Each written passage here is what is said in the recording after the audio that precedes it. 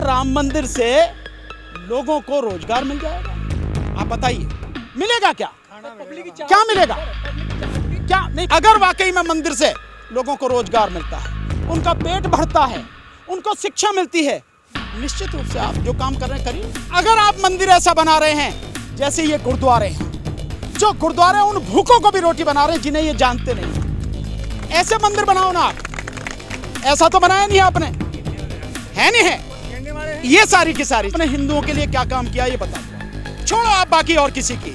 हिंदू हिंदू करते हो तो हिंदुओं के लिए क्या काम किया वो बता। दूसरी बात, इस देश में करोड़ों लोग बेरोजगार हो गए, उसमें तो अधिकतर हिंदू ही हैं, क्योंकि मुस्लिम तो 1.5% है सरकारी नौकरियों में। बीजेपी खत्म। और इसका आप इसी से अंदाजा लगा लो, आरएसएस ने यह घोषणा कर दी है उत्तर प्रदेश के और आने वाले 5 राज्यों के चुनाव में 2022 में मोदी जी चेहरा नहीं होंगे। तो खत्म हो गई कहानी। मोदी का चेहरा खत्म हो गया तो खत्म हो गई कहानी, रह क्या गया? एक तो मैं ही खड़ा हूं सामने, यार मुझे नहीं लगता कि तुम मुझे, मतलब मैं ऐसा नहीं हूं कि बीजेपी के टक्कर दे सकूं। बात खत्म यार। और ये सारे के सारे लोग हैं, इनमें से निकल के आए सारे लोग। बीजेपी से बढ़िया राज चलाने वाले बहुत हैं। मोदी जी से राज चलाने वाला यहाँ में से किसी भी आदमी को खड़ा कर दो, ज्यादा बढ़िया राज चला लेगा। और मोदी जी के विषय में तो बहुत सीधा सा है, जो कहेंगे उसे बिल्कुल नहीं करेंगे, और जिसे नहीं करने के लिए कहेंगे उसे जरूर करेंगे, ये उनका है। और झूठ बोलने में दुनिया में उनका कोई सानी नहीं। हमने क्या चूड़ियां पहन रखी है? अगर सरकार चुनाव की तैयारी कर रही है, हमने क्या चूड़ियां पहन रखी है? सरकार को ध्यान होना चाहिए। मैं आपको कह चुका हूं, सरकार को 50 सीटें नहीं मिलेंगी। आपने पश्चिम बंगाल में नज़ारा देख लिया, और यूपी जो है पश्चिम बंगाल से भी कहीं ज़्यादा आगे है। यहीं से इस बीजेपी की और आरएसएस की अर्थी निकलेगी 2022 में, अगर सरकार नहीं मानती है तो। और ये किसान ही निकालेंगे।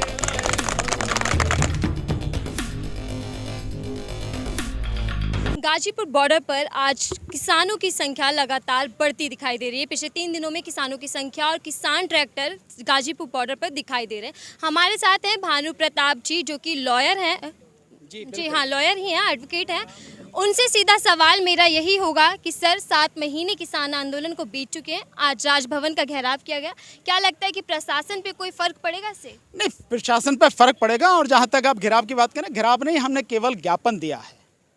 ये दुर्भाग्य की बात है कि जैसे उत्तराखंड में जब ज्ञापन देने गए हैं तो वहाँ हमारे साथियों को गिरफ्तार कर लिया। ये सरकार का एक कायरतापूर्ण काम है।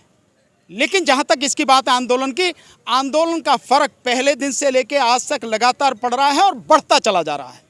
सरकार लगातार दबाव में, आप ये मत समझिए कि सरकार दबाव में नहीं है। तो और दूसरा, आंदोलन दिन प्रतिदिन मजबूत होता जा रहा है। आंदोलन को आप जो यहाँ आंदोलन में लोग हैं, आप उनकी संख्या से इतना कैलकुलेट नहीं कर सकते हैं जितना वो आंदोलन गांव-गांव में पहुंच गया है। अगर उसको आप कैलकुलेट करोगे तो पूरे देश में आंदोलन फैल चुका है, और किसान पूरी ताकत के साथ, पूरी मजबूती के साथ अपनी लड़ाई लड़ रहा है। 7 महीने नहीं, और भी 7 महीने लड़ना पड़े तो कोई फ़र्क नहीं है, कोई दिक्कत नहीं है। हमारी ज़िंदगी तो दांव पे लगी हुई है। किसान तो वैसे भी मरा हुआ है, तो मरना है तो यही मरेंगे, लड़ते हुए मरेंगे। घरों में बैठ के कायर की ज़िंदगी, कायर की मौत नहीं मरेंगे। अच्छा सर, खबरें आ रही हैं कि कुछ राज्यपाल ने ज्ञापन लेने से मना कर दिया। नहीं, तो ये सर, मैं इसीलिए तो कह रहा हूँ कि लोकतंत्र में अगर कोई अपनी आवाज़ उठा रहा है, वो आपको अपनी बात कहना चाह रहा है, उसका ज्ञापन लेने में भी आपको दिक्कत है, उससे भी आप डर रहे हैं। या आप में इतनी भी नैतिकता नहीं है, या संविधान के प्रति इतनी भी आपकी जो है जिम्मेदारी नहीं है, इतनी भी रेस्पॉन्सिबिलिटी नहीं है कि कोई आ रहा है आप उसका कम से कम ज्ञापन तो ले लो, उसके पेपर तो ले लो, क्या है। और इतना भी नहीं है तो तुम आप मानिए कि सरकार की नैतिकता पूरी तरह से खत्म हो चुकी है। सरकार में काम करने वाले, चाहे गवर्नर हो, चाहे मंत्री हो, चाहे मुख्यमंत्री हो, प्रधानमंत्री हो, कोई भी हो, उनकी नैतिकता खत्म हो चुकी है। और यही देश के लिए सबसे बड़ी, सबसे घातक स्थिति है। जी, मोदी तो खाना में छोड़ गया खाना। जी ठीक है सर, किसानों ने एक बार फिर से ट्रैक्टर प्रदर्शन करके अपनी शक्ति का प्रदर्शन किया है, लेकिन आप मुझे बताइए कि आने वाले वक्त में किसानों की नई रणनीति क्या होगी? नहीं, वो वक्त पे बताएंगे, अभी नहीं। जब समय आएगा हमारा अगला कदम क्या होगा हम उस समय बताएंगे, अभी नहीं। यूपी जाने की भी तैयारी है पूरी? नहीं, हर जगह यूपी में तो है ही, आप और हम यूपी में ही खड़े हैं, तो यूपी में भी जाएंगे, और प्रदेशों में भी जाना पड़ा वहाँ भी जाएंगे। जो भी कुछ हमें करना पड़ा इस सरकार के खिलाफ हम करेंगे। अच्छा, सरकार बार बार यही बोल रही है कि अगर आंदोलन चल रहा है तो चलाते रहे आंदोलन, लेकिन हम यूपी की तैयारी कर रहे हैं, यूपी चुनाव की बैठकें भी शुरू कर दी। तो हमने क्या चूड़ियां पहन रखी हैं? अगर सरकार चुनाव की तैयारी कर रही है, हमने क्या चूड़ियां पहन रखी हैं? सरकार को ध्यान होना चाहिए। मैं आपको कह चुका हूं, सरकार को 50 सीटें नहीं मिलेंगी। आपने पश्चिम बंगाल में नज़ारा देख लिया, और यूपी जो है पश्चिम बंगाल से भी कहीं ज़्यादा आगे है। यहीं से इस बीजेपी की और आरएसएस की अर्थी निकलेगी 2022 में, अगर सरकार नहीं मानती है तो, और ये किसान ही निकालेंगे। अच्छा, कृषि मंत्री बार बार ये बोल रहे हैं कि बात के लिए तैयार हैं, तो आप बात क्यों नहीं कर रहे? नहीं, हमने क्या जो अपने आप को अलग कर रखा बात करने के लिए? तुम तैयार हो तो अभी दो, हम तो आधे घंटे में पहुंच जाएंगे, ये तो रहीं पे। पर बात यह है कि कहना कि हम तैयार हैं और ईमानदारी से उसके आगे लिए कदम बढ़ाना, ये अलग बात। प्रधानमंत्री ने कल कश्मीर के उन लोगों से बात की जिन्हें सालों बंद रखा, नजर बंद रखा, जिन्हें आतंकवादी कहा।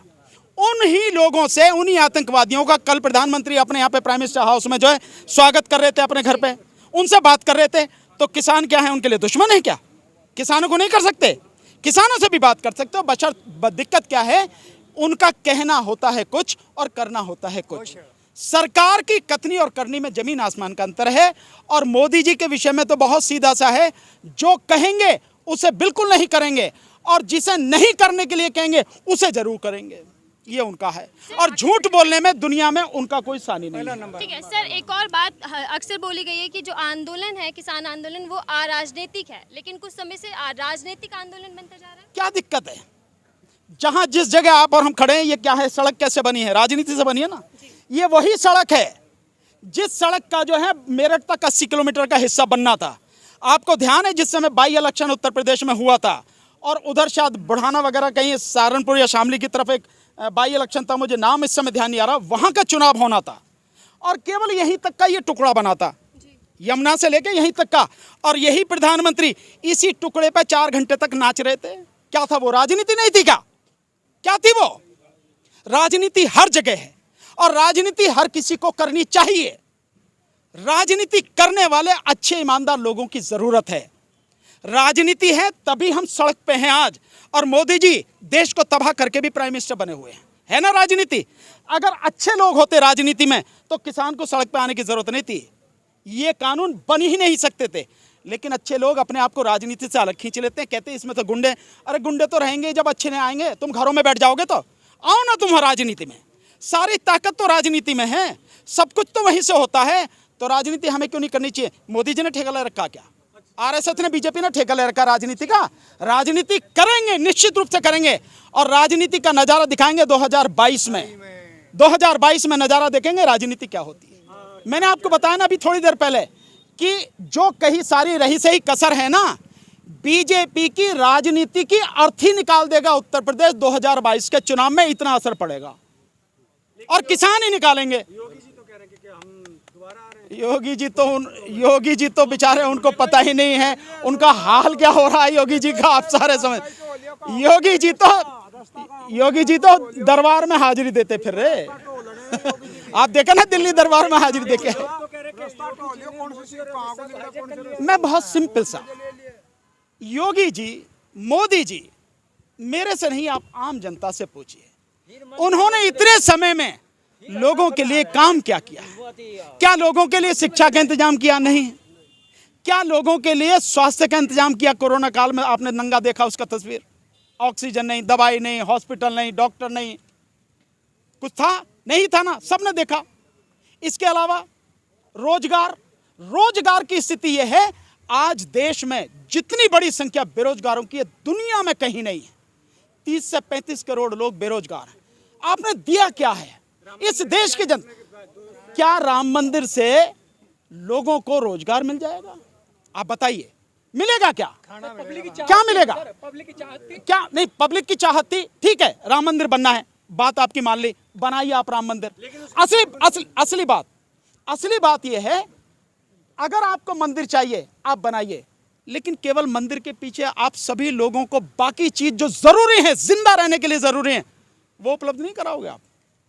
क्या मंदिर से, ये सारे लोग हैं, इनसे पूछो, अगर वाकई में मंदिर से लोगों को रोजगार मिलता है, उनका पेट भरता है, उनको शिक्षा मिलती है, निश्चित रूप से आप जो काम कर रहे हैं करिए। और वो तो काम आप कर ही रहे हैं।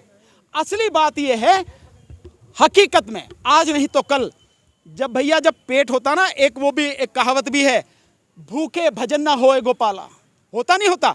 अगर पेट में रोटी नहीं है तो कोई भगवान याद नहीं आता, कोई भजन नहीं होता।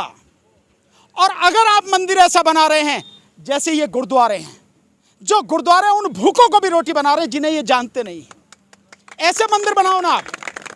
ऐसा तो बनाया नहीं आपने, है नहीं है। ये सारी की सारी चीजें हैं। इस सारे काल में आपने देखा जितनी सेवा गुरुद्वारों ने की है, इतनी सेवा किसी ने नहीं। सांसों का लंगर, सांसों का लंगर कभी देखा आपने, सुना? रोटी का लंगर, अलग अलग तरह की रोटी का लंगर, ये तो सुना था। लेकिन ऑक्सीजन का लंगर, सांसों का लंगर, ये आपने कभी सुना? पहली बार। और देखो यही वाला टेंट है, यही है वो पम्मी जी, जो यहाँ के जो इंदिरापुरम जो गुरुद्वारा है जिसके अध्यक्ष हैं, इन्होंने चलाया। वो ऑक्सीजन का लंगर नहीं, सांसों का लंगर था। ऐसा किया किसी मंदिर ने? नहीं किया। फिर भी आप मंदिर बना रहे हैं, आप बनाइए, आपकी इच्छा है, कोई भी उसे नहीं रोक रहा। लेकिन उसके साथ साथ बाकी जो जिम्मेदारी है उसे भी आप पूरा कीजिए। आप देख रहे हैं ना कि वो तो हिंदुत्व के मुद्दे के लिए लगातार कोशिश कर रहे हैं। बीजेपी के पास इसके अलावा कोई मुद्दा भी नहीं है, हिंदू मुस्लिम के अलावा, हिंदुत्व के अलावा कोई मुद्दा नहीं है। लेकिन मैं आपके माध्यम से यहाँ जितने भी लोग खड़े हैं, इसमें हर धर्म के लोग हैं और इसमें बहुत बड़ी संख्या हिंदुओं की है। इन सबसे पूछो, मैं पूछता हूँ आपके माध्यम से कि ये जो कोरोना में मरे हैं लोग, लाखों लोग, क्या ये हिंदू नहीं है? जो दवाई के लिए तरसते रहे, जो ऑक्सीजन के लिए तरसते रहे, जो अस्पताल और डॉक्टर के लिए तरसते रहे, जो आईसीयू बेड के लिए तरसते रहे, जिन्हें वेंटिलेटर नहीं मिला, क्या वो हिंदू नहीं थे? क्या सरकार ने उन हिंदुओं की जान बचाने की कोशिश की? जो इलाहाबाद में गंगा की रेती में, गंगा के घाट पे 4000 से ज्यादा लोगों के शव गड़े हैं, क्या वो हिंदू नहीं है? क्या गंगा में तैरते हुए 2000 लोगों के वो शव जिन्हें चील कौवे खा रहे थे, क्या वो हिंदू नहीं है? आपने हिंदुओं के लिए क्या काम किया, ये बता दो। आप छोड़ो, आप बाकी और किसी की, हिंदू हिंदू करते हो तो हिंदुओं के लिए क्या काम किया वो बता। दूसरी बात, इस देश में करोड़ों लोग बेरोजगार हो गए, उसमें तो अधिकतर हिंदू ही हैं, क्योंकि मुस्लिम तो 1.5% है सरकारी नौकरियों में। इसके अलावा जहां तक शेड्यूल कास्ट की बात करोगे, वो ज़्यादा से ज़्यादा 8-10% है। ओबीसी है, वो भी 10-12% है, 15% है। बाकी सारे कौन हैं? वो तो हिंदू हैं ना, उन्हीं की नौकरी गई है ना। और ये जो आप सारा निजीकरण कर रहे हैं, इसमें किसकी नौकरी जाएंगी? हिंदुओं की जाएंगी ना। आप रोजगार नहीं दे रहे हो, वो कितने, अगर माना आपने सरकार जो है, केंद्र सरकार और राज्य सरकार मिला के पूरे देश में तकरीबन 1 करोड़ खाली नौकरियां पड़ी हैं। अगर 1 करोड़ खाली नौकरियां आप भर दो तो उसमें से कम 50 करोड़ तो हिंदू हैं, उनको नौकरी मिलेगी। आपने काम किया, ये दिया आपने? क्या केवल हिंदू का पेट हिंदू हिंदू कह के और मंदिर बना के ही भरोगे? उसे और नहीं चाहिए कुछ भी? तो फिर मुद्दा क्या जीतने के लिए? नहीं, उनके पास कोई मुद्दा नहीं है। बीजेपी खत्म। और इसका आप इसी से अंदाजा लगा लो, आरएसएस ने यह घोषणा कर दी है, उत्तर प्रदेश के और आने वाले 5 राज्यों के चुनाव में 2022 में मोदी जी चेहरा नहीं होंगे। तो खत्म हो गई कहानी। मोदी का चेहरा खत्म हो गया तो खत्म हो गई कहानी, रह क्या गया? तो खत्म, बिल्कुल कुछ नहीं। ये तो उल्टी गिनती शुरू हो गई है और 2022 के चुनाव का जब परिणाम आएगा, उसकी अर्थी सज जाएगी, उसका अंतिम संस्कार आप सब कर देना। बीजेपी के अलावा बहुत है, एक तो मैं ही खड़ा हूं सामने। यार मुझे नहीं लगता कि तुम मुझे, मतलब मैं ऐसा नहीं हूं कि बीजेपी के टक्कर दे सकूं। बात खत्म यार। और ये सारे के सारे लोग हैं, इनमें से निकल के आए सारे लोग। बीजेपी से बढ़िया राज चलाने वाले बहुत हैं। मोदी जी से राज चलाने वाला यहां में से किसी भी आदमी को खड़ा कर दो, ज्यादा बढ़िया राज चला लेगा। समझे ना जी?